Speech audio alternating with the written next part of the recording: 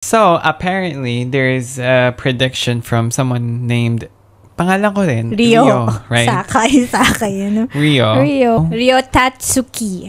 Rio Tatsuki. This is a manga book yata, I think. A manga ba? There's a prediction na on July 5th, 2025, magkakaroon ng earthquake. Actually, ang sabi niya is a great calamity. A great calamity, that would take place in Japan on July 5, 2025. Okay. Ang topic natin is yung preparedness lang. Yes. Not to scare anyone, but to be alert and to be prepared. If something happens, lalo ng mga disaster, ng mga natural disasters na we are not in control of. Yes. Actually, no one can predict that. Yes, no one can predict. Pero it happens kasi. Yes. Kaya, ano ba dapat natin gawin? Or paano ba tayo makakasurvive kung kayang makasurvive, yes, diba? Yes.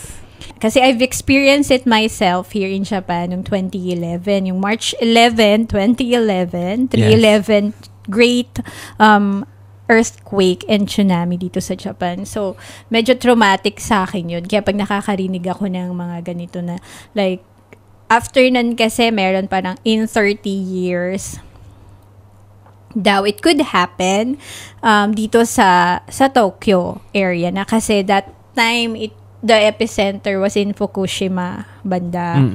So sabi dito naman daw sa Tokyo. So sana hindi naman mangyari sa lifetime natin or wag naman na sana mangyari. Pero if it happens, ano ba yung mga pwede natin gawin para yung survival tips lang. Yes.